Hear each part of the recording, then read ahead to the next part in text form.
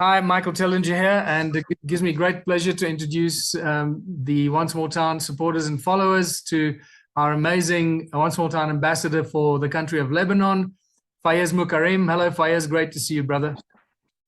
How are you, Michael? I hope you're doing well. Yeah, doing excellent. And, One Small Town, South Africa is a monster.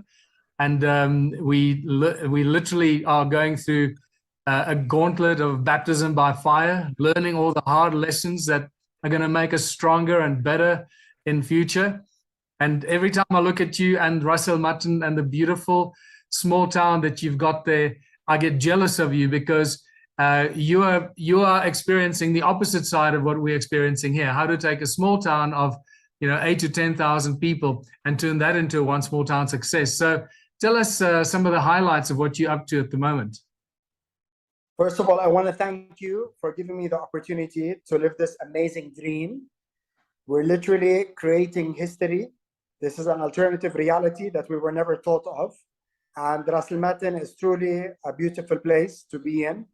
As you know, our journey started over a year ago with the mayor and with a couple of the community leaders and people.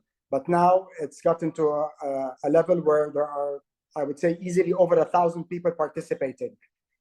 We have broken it down into council groups where you have your youth, you have your women, and you have your men. You also have the leadership role of the youth, of the women, of the men, where from that group of anywhere between 50 to 100, we've selected between 11 and 14 to represent those groups. We also have the task team, which is a little bit over 25 people representing all the different departments. And you obviously have all sorts of people trying to volunteer into what we're doing and make this dream become a reality. So Fayez, just for those that don't know Lebanon, first of all, Lebanon is an ancient historic country. It is one of the most beautiful countries on the Mediterranean there. And it's got a great history that goes back to the Phoenicians and beyond, way beyond the Phoenicians, obviously. So what I wanted to ask you, just can you describe where Ras Al Matn is in context of the country? So for those that don't know, Lebanon sits just above Israel, just north of Israel. So as a reminder, Lebanon has its history from the Phoenicians onwards. It's a country which has 5 million Lebanese living here and 20 million Lebanese living internationally. The famous Shakira has a Lebanese father. The famous Salma Hayek has a Lebanese father. We're known to be a country of 18 religions, all the way from Orthodox Christianity to Muslims to Armenians. The Lebanese in general are all bilingual and in some cases trilingual. We don't have a desert, nor oil, nor camels. And it's a beautiful place that you can actually ski and 30 minutes later be on the beach sunbathing. It's such a small country with a diverse population. And is on the mountains. Sorry, just while you're talking about famous Lebanese people, I think the most famous Lebanese celebrity is Keanu Reeves, right? Keanu Reeves, like me, was born in Beirut. Okay, I was even called Keanu before I had the beard with my eyes, especially when Speed came out. Yes, he is. And also we have billionaires like Carlos Slim Hello, who alone can pay the Lebanese debt. He's worth over $50 billion. Nice. So yes, we have a lot of famous Lebanese. And as you know, Lebanon has one of the first universities in the world. It's where Jesus did his first miracle. It has lots of historical important information. Ras Al Matn is very famous. It's the pine capital of Lebanon, where it has the most amount of pine trees within its radius. Oh, that's fantastic. So obviously pine will become one of the One Small Town exports and one of the businesses that you're going to focus on among the business plans for Ras Al Matn One Small Town, right? So before Michael Tillinger's One Small Town, the Ras Al Matn citizens were always extracting the pine, the actual pine nuts, and selling them nationally and in some cases internationally. But now that we've been identifying what pine really is, we've managed to understand that there is high benefits in its pine-needed tea, in the pine oil extract, things like pine tar. So all of a sudden, a $5 million industry has become a $200 million industry with material that was never even understood or identified. And yes, it's one of our top 20 businesses that we will be doing. And this is something that we are starting right now. So, so just describe again where Ras Al Matn is located. It's on the coast, right? It's basically a 25-minute or 20-minute drive from Beirut, which is the capital of Lebanon. And it's also less than 30 minutes away from the ancient village of Byblos, the city of Byblos, which is the oldest continuously living civilization in the world. Dating back. Yeah, sorry. Dating back, how far? Yeah, 7,000 BC. That's incredible. And many of the viewers that will watch this will be familiar with the city of Byblos, obviously.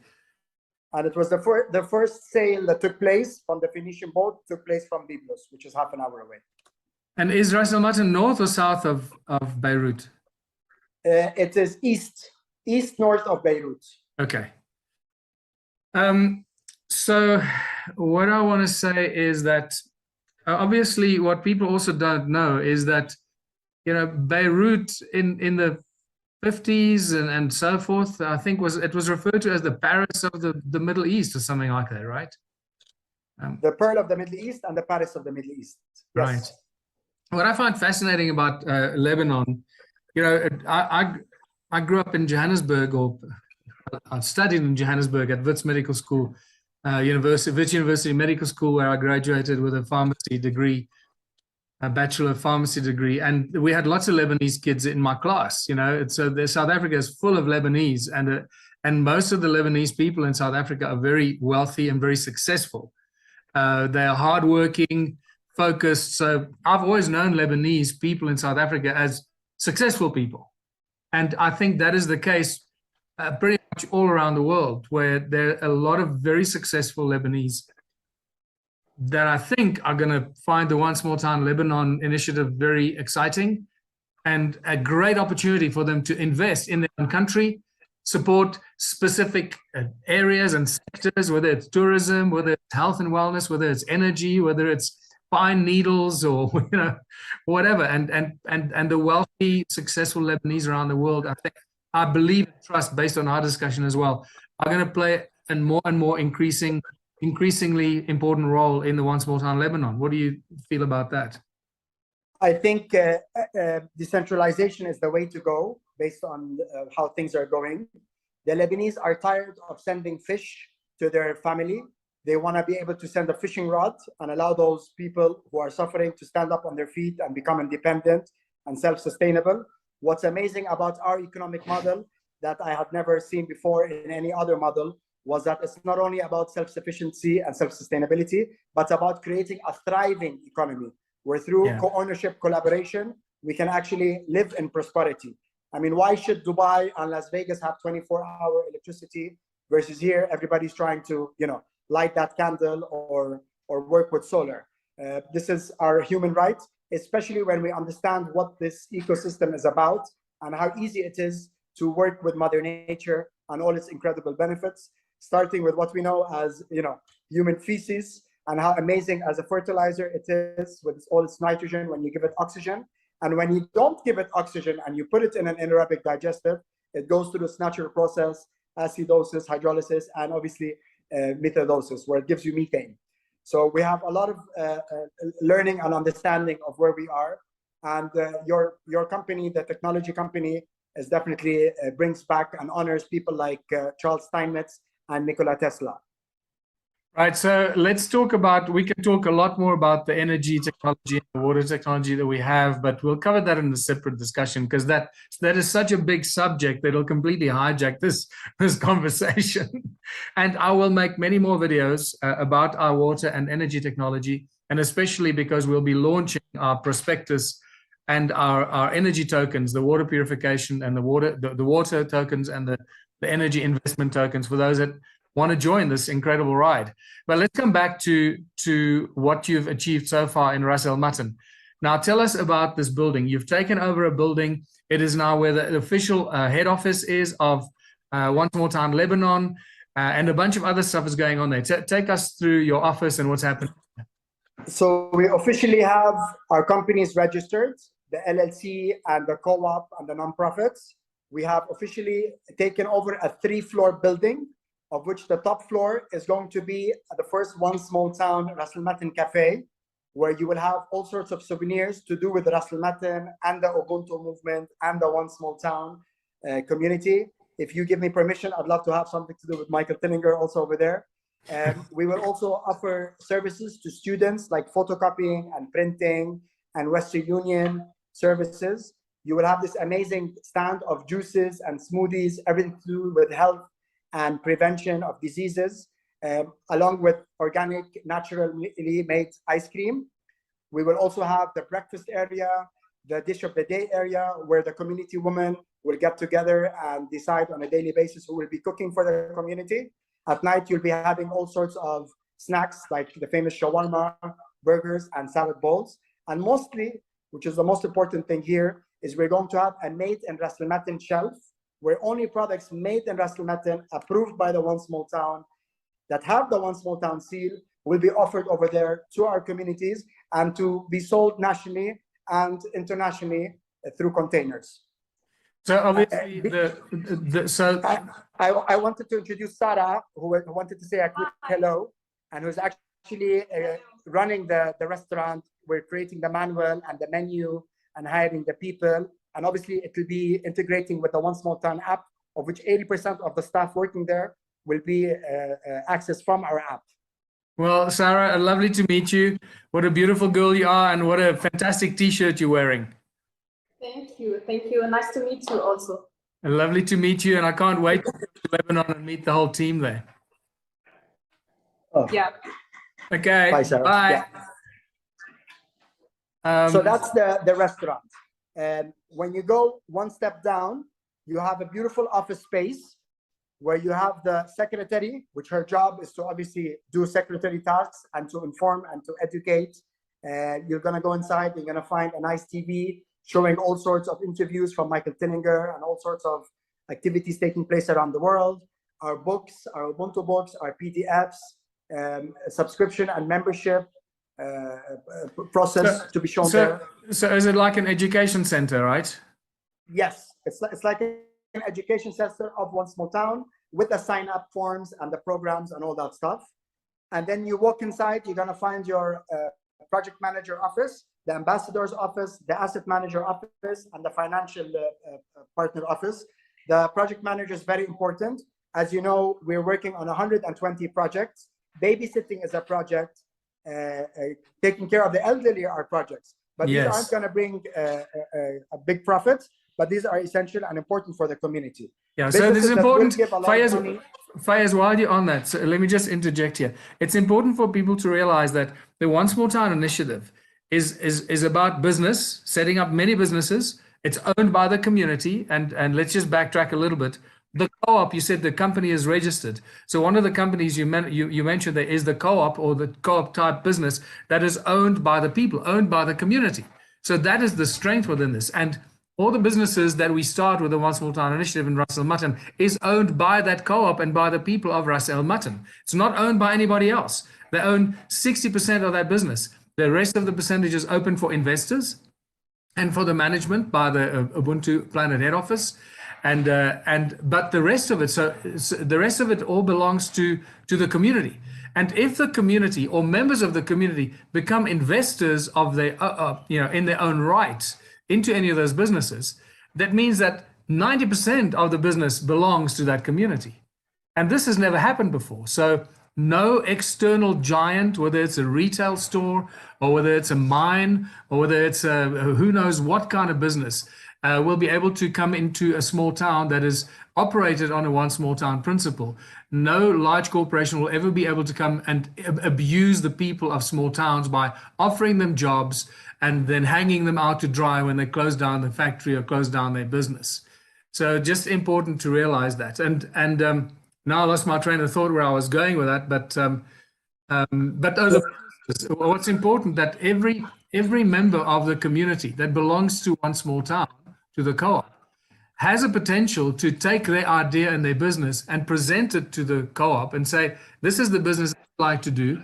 And because it's going to benefit the community as well as myself, the co-op will find a way to fund that business. And this is where One Small Town head office and our global reach comes in, where we will take all these businesses and we will do our very best to find funding, not only for the large businesses, but for the small mom and pop kind of businesses as well. After your interview last night, I literally received more than 40 messages today from people from Ras Al Matn saying, I have a business, when can we meet? I have an idea. Just a reminder for the viewers that in Ras Al Matn, there's honey businesses going on. But now that One Small Town came along, we've created a business plan where we're gonna go from having 200 beehives to 2,750 beehives. All of a sudden, we're dealing with honey. Now we're dealing with the pollen. We're dealing with the venom. As you know, venom has a big market, especially for arthritis. Okay, we're doing bee therapy where you can actually breathe and heal your asthma. We're doing bee tourism where you can come, we'll pick you up from the airport, we'll show you how the whole setup works. We're giving bee certificates where we can educate you on how to have your own beehive. We're gonna have an online bee app. Okay, we have a bee retreat where you and your wife can come and have a honeymoon on the weekend, sleeping on top of beehives and resonate to that amazing frequencies and clear out your chakra and uplift your vibration. We are also selling beehives. Don't give all our trade secrets away here now, Fayez. No, but listen, I love hearing going off and about all these things, because you know some of the things you mentioned here, like the bee treatment, that's also obviously part of the One Small Town Health and Wellness Center that we plan to create. And what people don't know, those in the know will know about this, that the frequency of bees, the bees' wings, and the various frequencies that you get from the different stages of bees' activities have very, very strong healing properties. And it's for the very simple reason that, you know, honey never goes off, right? So if honey never goes off, it's never affected. No expiry. Or the viruses or bacteria or anything, it never goes off. You know, honey stays pure for as long as it's around. So somehow the frequencies that are responsible for making the honey must be healing frequencies that will deal with infections and fungus and viruses and bacteria and often diseases that kill us that we're not even aware of. So it's fantastic to hear you say that you, because of the extensive bee and honey industry that you're putting together there in Ras Al Matn, it opens it up to bee healing and bee treatment, which becomes a tourism attraction. And this is where One Small Town and the initiative becomes so obviously, and shows you how everything is integrated and everything fits into everything else. Everything we do must in some way support one or the other or several of the other businesses that we launch for and in our community. So anyway, I interrupted you, but carry on. And I just want to end the bee saying that we got the results from a lab, and it turns out our honey is extremely powerful. It has a 2.7 millimeter spread on bacteria, which is one of the strongest. And our actually bees as an army are just as strong as the Russian ones in terms of their immune system. And then that takes me, this is Soha. This is the best water in Lebanon and one of the strongest water companies in the world. Where is it located? On our next door village. Literally wow. Our next door village, a 5-minute ride. The famous Soha from the village of Faluga. Okay, now this was owned by an amazing family from the Sverige family, and they were working with water for decades until Nestle came, part of the BlackRock entity, and took over this water. So we luckily got in contact, and this, by the way, happens in the world of Michael Tillinger and Ubuntu and One Small Town, where scientists and geniuses from around the world contact us. A man by the name of Jeremy Christian called us, and he told us that he had been working with Pal Power for the last 20 years. Pal Power was the man that came out with primary water and everything that we were not taught about. We were always taught that water and rainwater is all about, you know, evaporation, condensation, precipitation. Pal Power discovered and proved that there's something called primary water, which is water in the Earth's crust. It's the combination of hydrogen and oxygen that takes place, and it's structured water and it's vortex water. So when Jeremiah contacted me and said, I would never give these secrets away, but being that you guys want to create this incredible alternative system, and being that he was a follower of Michael Tillinger, he hopped on board and asked me to supply him with something called a topographic map of Ras Al Matn. By looking at the elevations and the plates, we were able to identify water, structured water that exists at Ras Al Matn. So now one of our top 20 businesses is made in Ras Al Matn water, where we will only sell it in glass bottles and export it to Cyprus and Italy and all those intelligent people around the world that understand the benefits of water and how amazing it could be in the healing process. Well, especially especially structured water and healthy water, and that becomes sacred water. And we have exactly the same situation in the town of Kuruman. The most important spring in all of Southern Africa is out in Kuruman, and I admit it has been neglected very badly. And that's one of our objectives: is in the Kuruman One Small Town is to do exactly the same and preserve that water and turn it into a pilgrimage, a spiritual pilgrimage, to touch the most sacred water of Southern Africa.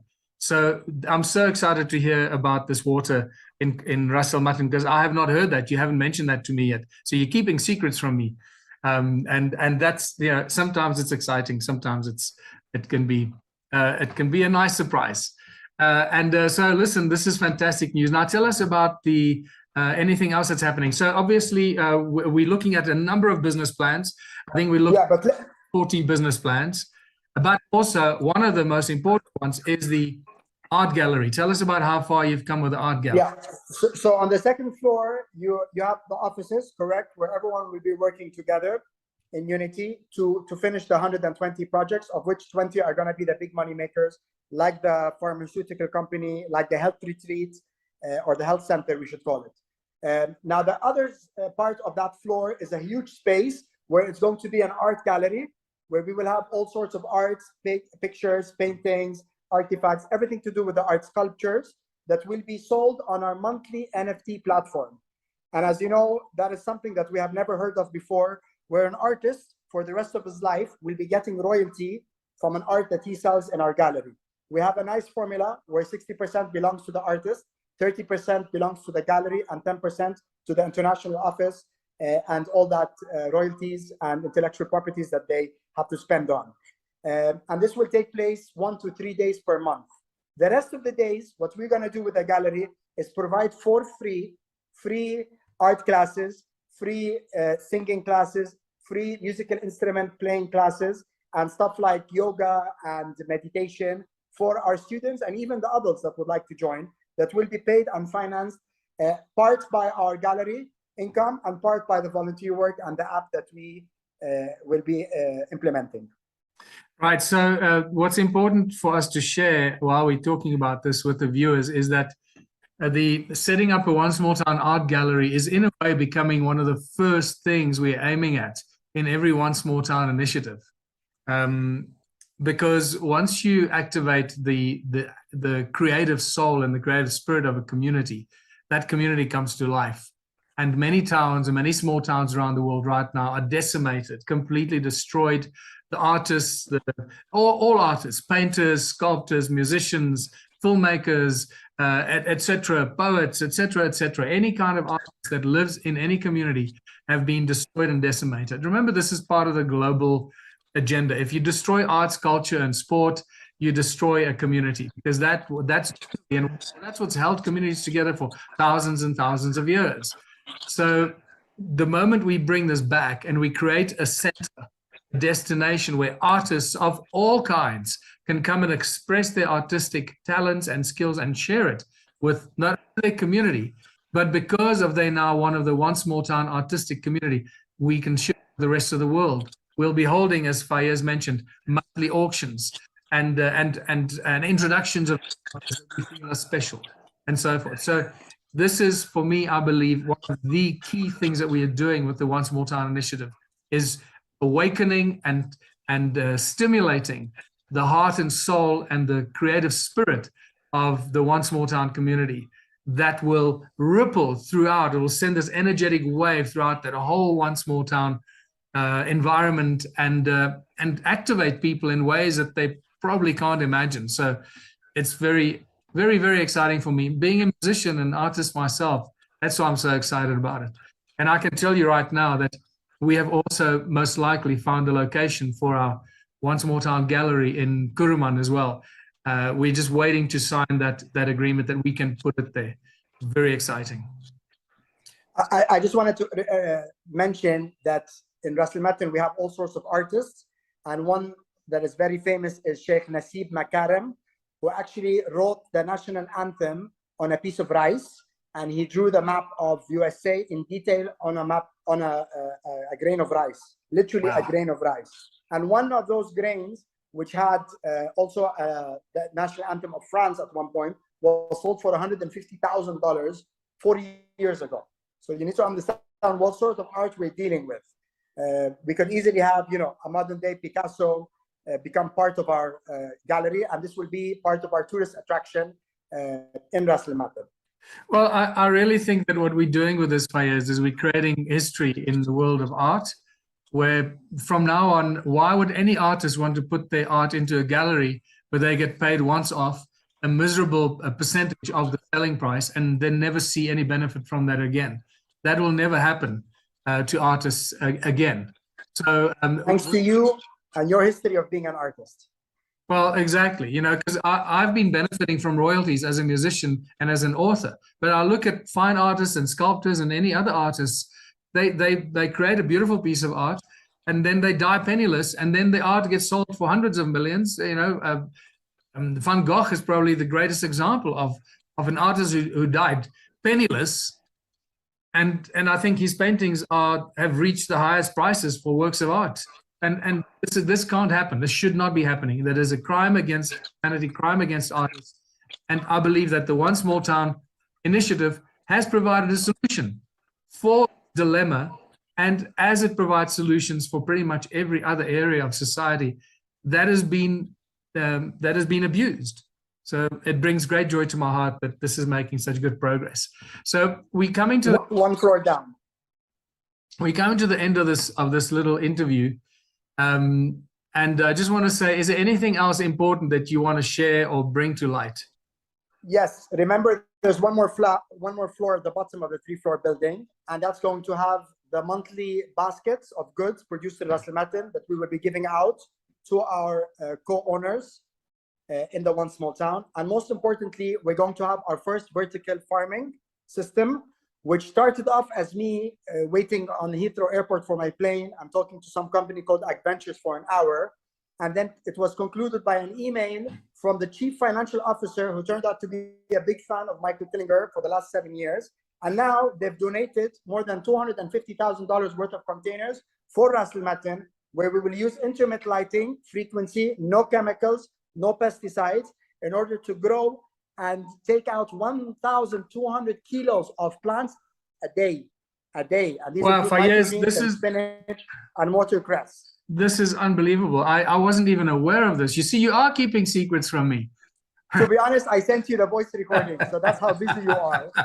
I actually got the CFO on voice recording because it was so important. I didn't want him to, you know, change his mind. His name is Adam, and I told him how Adam means the atom, the beginning of the universe. And that's a very good introduction for us to grow algae. And as the viewers should know, algae is a lipid, carbohydrate, and protein. You can get diesel out of it to power our generators and our planes and our cars. And most importantly, there's something called the carbon credit around the world, where banks and governments like to pay you for growing it because it extracts CO2 out of the air. Well, Fayez, this is fantastic news, man. I didn't know that you actually received a donation of all these containers. This is news to me, and this is fantastic. So it just shows you how the One Small Town initiative, like I mentioned in the video yesterday, there's so much going on. It's impossible to keep updating all the time, every hour, every day, with all the news articles and the news items, because it's just growing so quickly. So look, I just want to say, for those that don't know you, I'm deeply grateful that you joined the One Small Town Ubuntu community.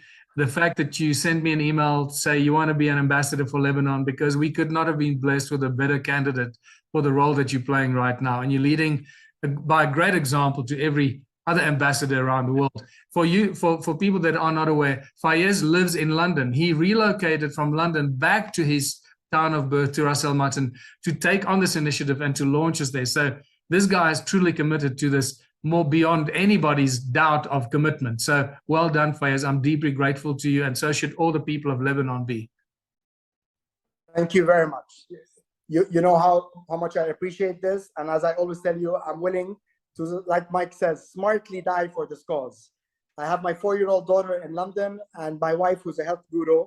And obviously, if they were with me here, it would definitely be heaven on earth. And hopefully once we completely launch the One Small Town, I'll convince them to move here, especially in the Neoplatonic academies of school that we will be offering, and the amazing health centers. On a note, today I have a meeting with a chemotherapist, a genius who handles everything to do with the cancer world. And my meeting will be introducing other technologies that Roy Rife and Anthony Holland promotes, from the electron microscope to shattering frequency technologies.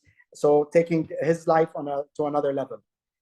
Well, this is fantastic, Fayez. Once again, thanks very much for this update. And for everyone that's watching this, remember, don't sit on the fence. Be a seed of consciousness in your own town, in your own country.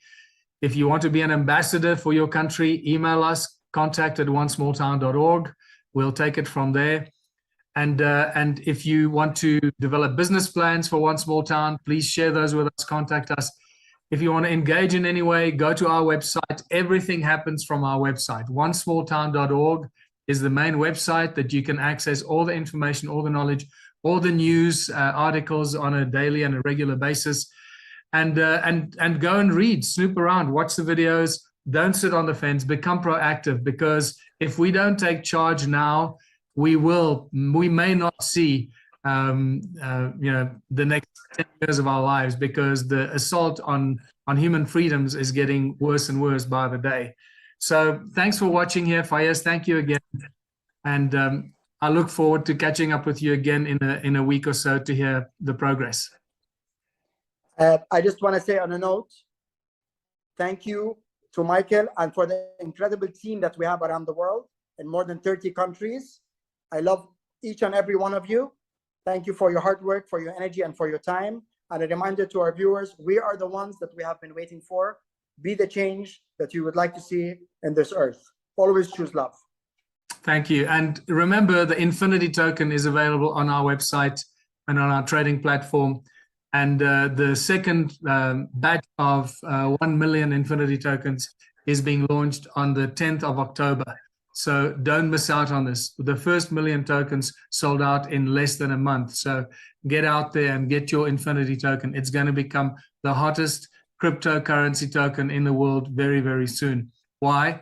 Because it represents real human sweat equity, real work, people working together, contributing for the well-being of the entire community. Every token represents 3 hours of work, labor, and sweat equity. And on that note, I will now finally say goodbye. And thanks again, Fayez. Till next time. Thank you, Michael. United we stand.